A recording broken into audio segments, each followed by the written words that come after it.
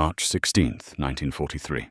North Atlantic, mid-ocean, west of Ireland. Dawn struggling through low cloud. The sea is grey steel, restless and cold. Spray slaps against the bow of HMS Starling as she cuts through a heavy swell, her hull shuddering with every wave. On the bridge, Commander Frederick John Walker grips the rail and scans the empty horizon through binoculars rimed with salt. Nothing. No smoke, no periscope feather, no shadow beneath the surface. That in itself feels wrong. Walker lowers the glasses. He has hunted U-boats for 2 years now, long enough to trust his instincts. And his instincts tell him the ocean here should not be quiet. Somewhere below, a German submarine is running blind and slow, batteries draining, air growing foul. Its captain is waiting for darkness, for distance, for the one thing U-boat doctrine has always depended on: a gap. There are no gaps anymore. The Atlantic has always been too big. That was Germany's advantage. From the first days of the war, U-boat captains understood a brutal arithmetic. The ocean could not be guarded everywhere at once. Aircraft could only fly so far. Escort ships could only stay with convoys for part of the journey. Between North America and the British Isles lay a vast, lethal stretch sailors would soon call the air gap. Out there, merchant ships sailed alone, or escorted briefly, then abandoned to open water. U-boats waited patiently, surfaced at night, engines humming, crews breathing cold sea air as they stalked silhouettes on the horizon. They called it the second happy time. In 1942, sinkings skyrocketed. Tankers burned off the American coast, their fires visible from beach hotels. Cargo ships vanished in the mid-Atlantic with no witnesses at all. German captains sent confident signals home. Enemy defenses inadequate. Convoys scatter when attacked. Losses acceptable. They were right, until one decision changed the geometry of the ocean. Commander Walker remembers those months clearly. The helplessness, the rage. Convoys would reach him with gaps in their formation, empty spaces where ships should have been. Oil slicks, debris. Sometimes nothing at all. Once he counted 6 losses from a single convoy he had joined too late. "We are chasing ghosts," one of his officers said quietly. Walker didn't answer. He knew the truth was worse. They were escorting halfway and abandoning the rest to mathematics. In early 1943, Allied commanders finally confront what the convoy captains already know. Partial protection is not protection. It is prediction. The Germans know exactly where escorts will turn back. They time their attacks accordingly. The ocean's emptiness has become a weapon, one sharpened by Allied limitations. At Western Approach's command, charts are laid out across long tables. Pins mark sinking after sinking, forming invisible corridors of death across the Atlantic. A staff officer draws a slow circle around the mid-ocean gap. "This," he says, "is where we are losing the war." The room falls silent. The decision that follows is deceptively simple. Convoys will no longer be partially escorted. They will be escorted continuously from North America to Britain, without interruption. No handoff gaps. No exposed days. No safe zones. It sounds obvious. It is anything but easy. To make it work, the Allies must gamble everything on logistics and endurance. Escort groups will stay with convoys far beyond previous limits. Mid-ocean escort forces will be created. New ships, corvettes, frigates, destroyer escorts will be committed in numbers never attempted before. Aircraft with longer range, B-24. Liberators, fitted with extra fuel tanks, will fly patrols deep into the Atlantic, far beyond land-based coverage. The ocean will be watched, all of it, all the time. Walker is among the first to feel the change. His group is ordered not to peel off, not to hand over, not to retreat when fuel runs low. They refuel at sea, they rotate watches, they stay. Days pass, then weeks. The convoy moves like a guarded island, a slow-moving fortress of steel and sonar. Below the surface, U-boat captains sense the shift almost immediately. They wait for darkness and are spotted. They surface to charge batteries, and aircraft appear. They trail convoys for hours and are never alone. A captain aboard U-boat U-264 writes in his log, "Enemy escorts remain with convoy longer than expected.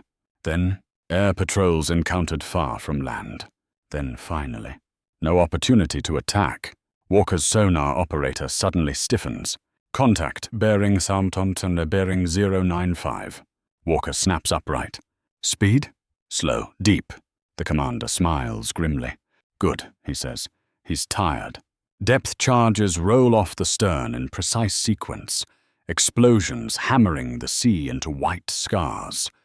The water heaves. The ship shudders. Still no debris. Still no confirmation. Walker orders the hunt to continue. Hours pass. Then a dark shape breaks the surface. Twisted metal, oil, bubbles rising like breath. Cheers do not erupt. Walker removes his cap. Another crew has died down there.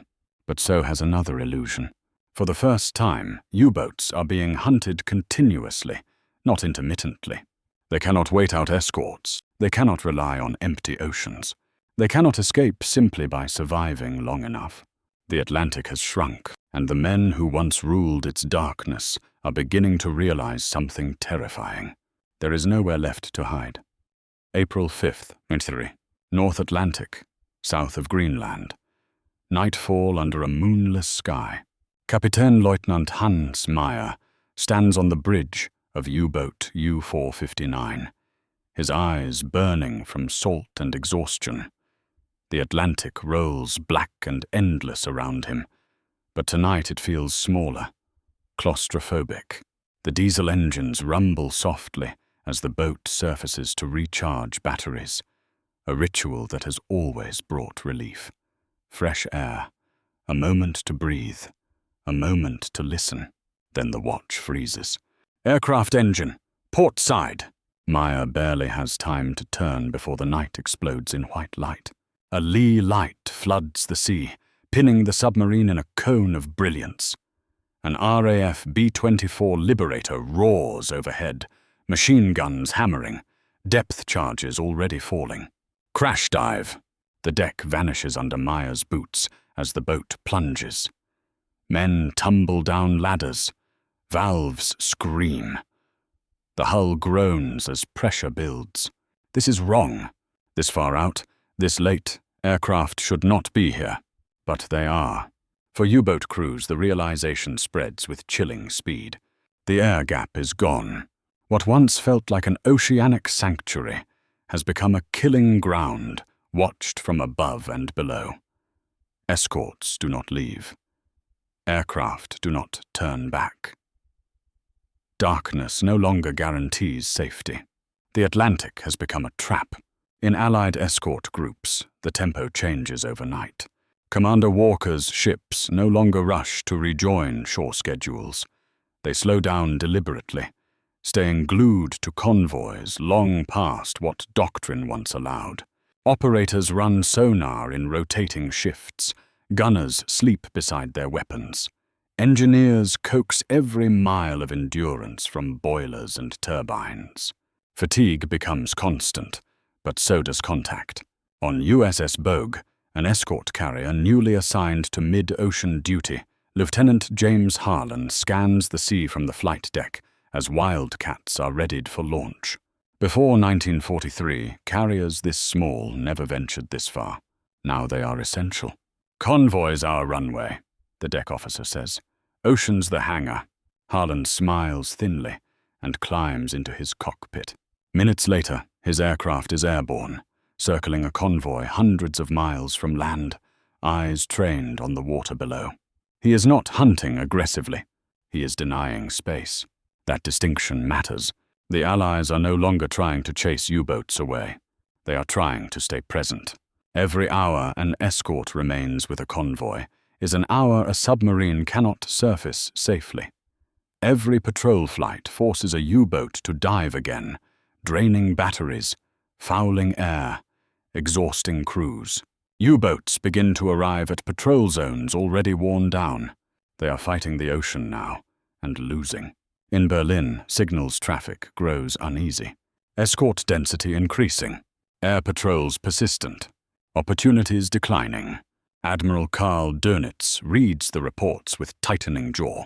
His doctrine depends on initiative, on freedom to maneuver, on choosing the moment of attack. Continuous escort strips that freedom away. A U-boat that cannot surface cannot hunt. A U-boat that cannot hunt is already defeated. Back at sea, Meyer feels the truth of it in his bones. After the attack, U-459 limps along at depth, batteries dangerously low. Carbon dioxide builds. Sweat drips from the bulkheads. They surface briefly the next night, and are detected again, this time by radar. Down they go, again.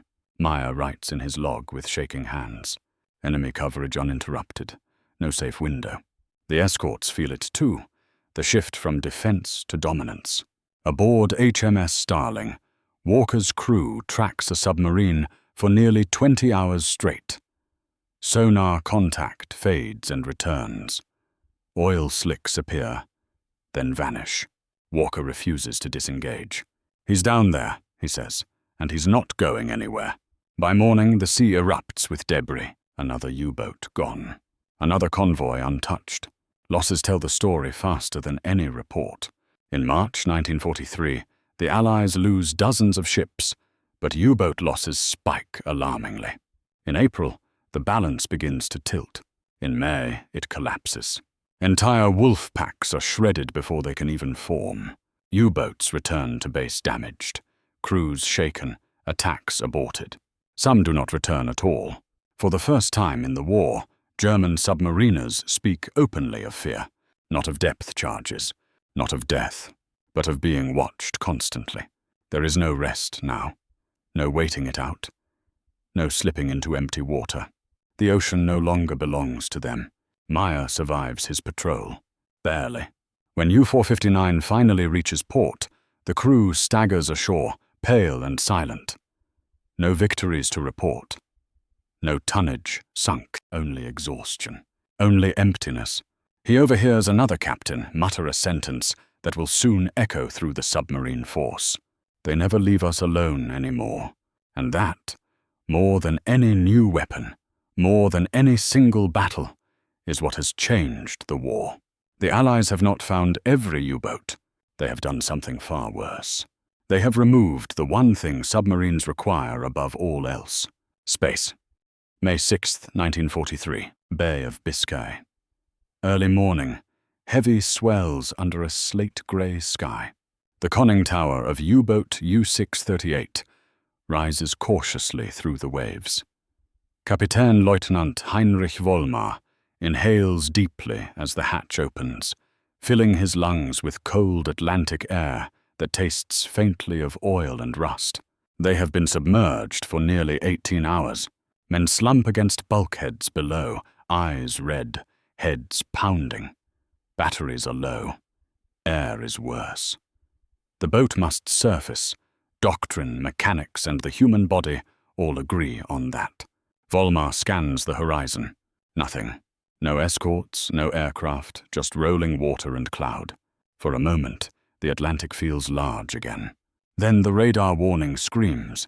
The attack is immediate and merciless. A swordfish torpedo bomber dives out of the clouds, rockets flaring. Anti-aircraft gunners fire wildly as cannon shells rake the deck. Depth charges splash just off the bow. "Down!" Vollmar shouts. Too late. The boat shudders violently as explosions hammer the hull. Lights flicker. Men are thrown to the deck. A valve ruptures somewhere aft. Water begins to pour in. This is not bad luck. This is pattern. By May 1943, U-boat commanders understand that surfacing anywhere near convoy routes is gambling with loaded dice. Radar-equipped aircraft patrol constantly. Escort carriers roam where no German planner ever expected them to. The ocean is no longer neutral. It is hostile, In Allied headquarters, the numbers confirm what sailors already feel. U-boat losses have become unsustainable. In the first week of May alone, dozens of submarines are destroyed or damaged beyond repair. Veteran crews vanish faster than replacements can be trained. The decision for continuous escort, once controversial, now looks inevitable in hindsight. Convoys are arriving intact. Merchant crews are sleeping. Shipyards are breathing. Commander Walker receives word of the shift while still at sea. A brief signal. Dry language. Enemy submarine losses increasing sharply. Continue current escort doctrine. Walker reads it twice, then folds the message away. He doesn't smile. He thinks of the men still down there, trapped by a strategy that no longer works. On U-638, Volmar fights for survival. The boat dives deep, hull creaking under pressure. Damage control teams work frantically, plugging leaks with mattresses, wood, anything that might hold. But escorts are already on them. Sonar pings echo through the steel hull like a heartbeat. Then faster, then closer. Depth charges detonate in a precise ladder, walking explosions along the seabed beneath them. One blast knocks Volmar to his knees. Another snaps the lights out entirely. Someone screams. Above, the Allied escorts are calm. They do not rush. They do not break off. They stay. That is the difference.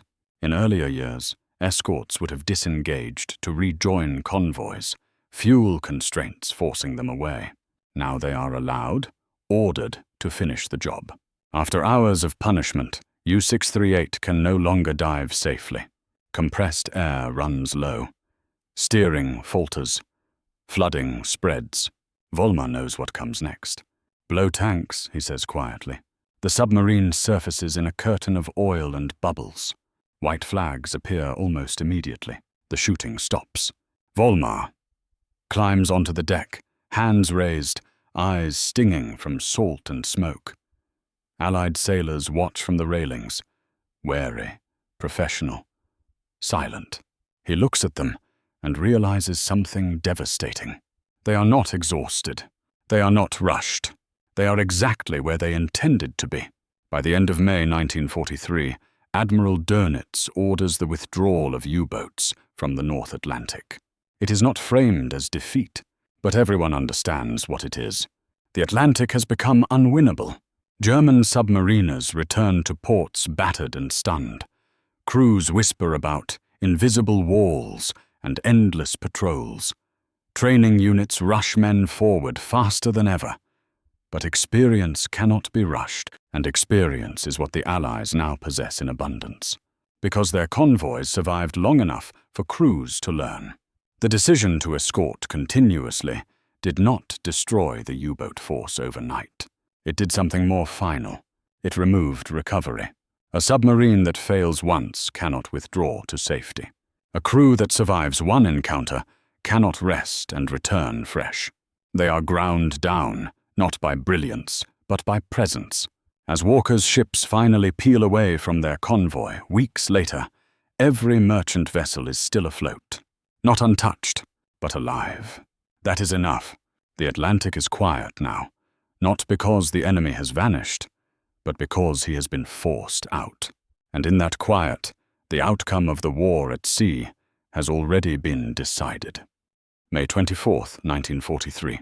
Berlin. Naval High Command. Late evening under blackout curtains. Admiral Karl Dönitz stands alone at the map table, fingers resting on the Atlantic chart. Red and blue markers crowd the surface. Convoy routes, patrol zones, sinking locations.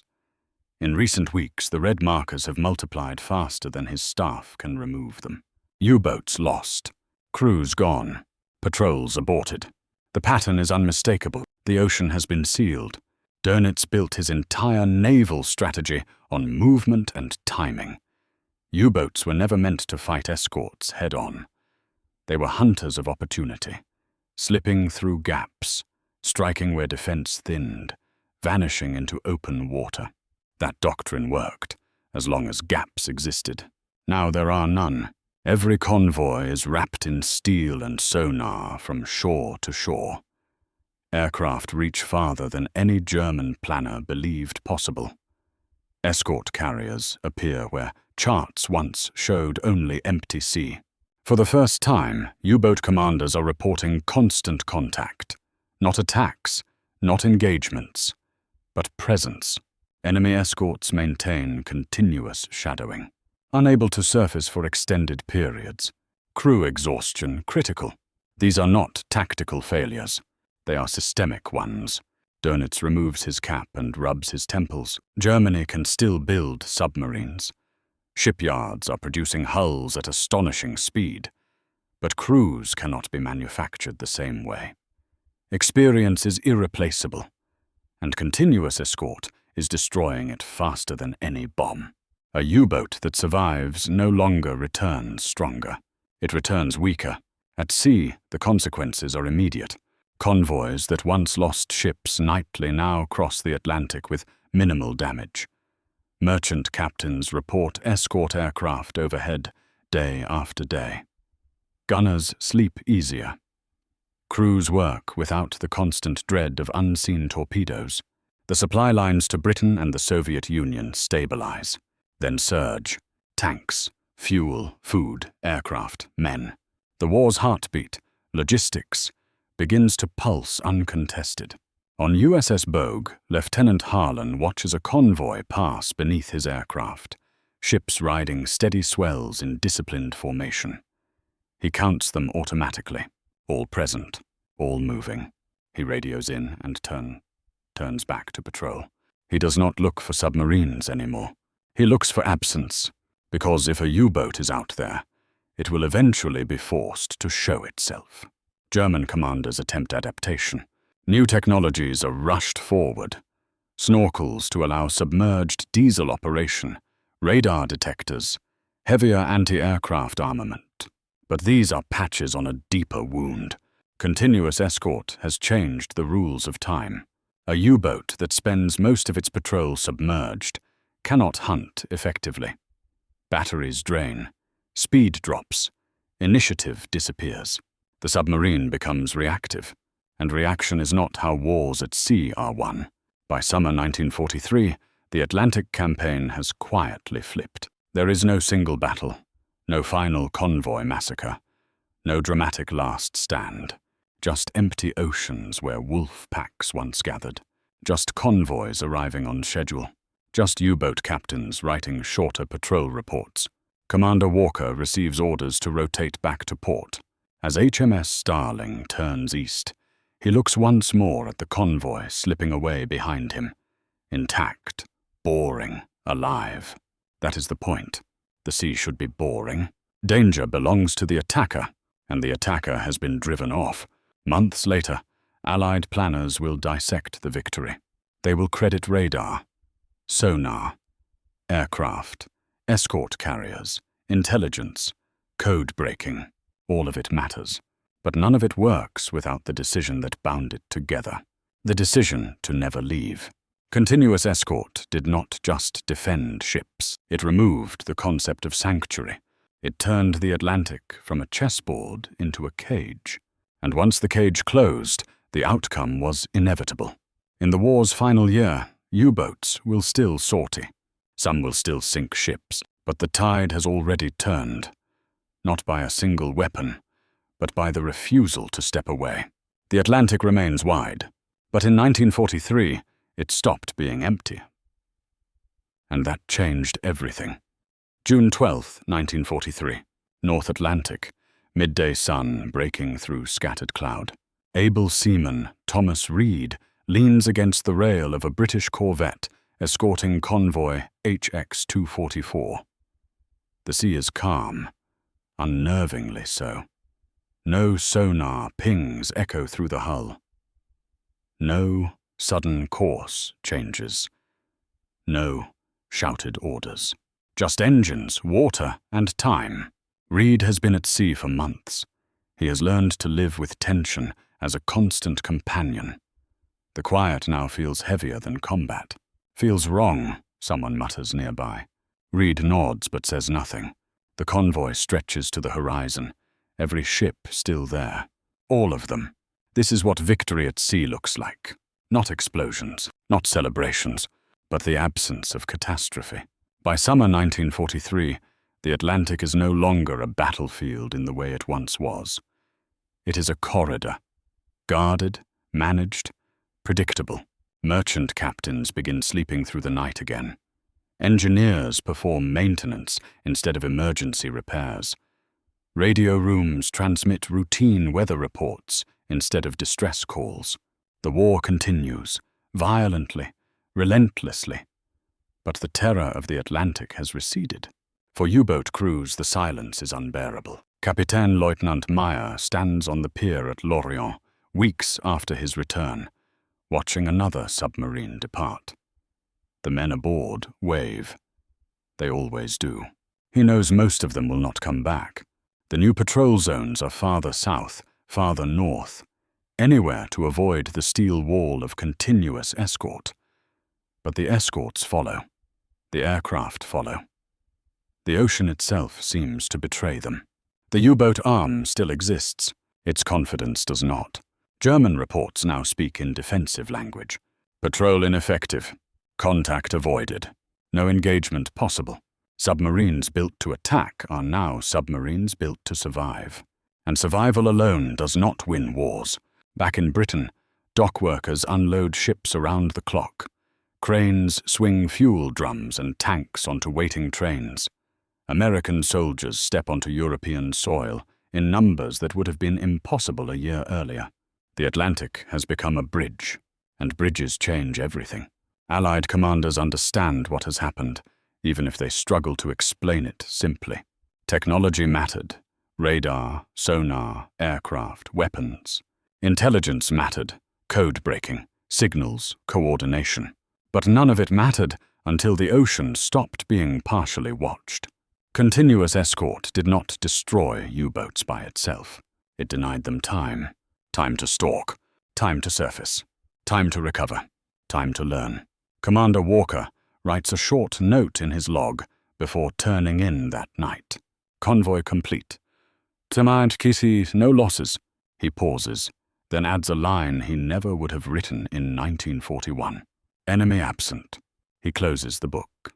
Years later, historians will argue over what turned the Battle of the Atlantic. They will debate weapons and machines. But sailors who were there will remember something simpler. The moment escorts stopped turning back. The moment aircraft stopped vanishing at the horizon. The moment the ocean stopped being empty. The decision made in early 1943 was not dramatic. It did not involve a new weapon or a daring raid. It involved endurance, but of a different kind. The endurance to stay. U-boats were designed to exploit gaps. Continuous escort erased them. And once the gaps were gone, the war at sea was no longer a contest of skill or courage. It became a contest of presence. On the Atlantic today, waves still roll endlessly. The ocean has not shrunk. But in 1943, it stopped being free. And when that happened, the tide turned. Quietly, relentlessly, and forever.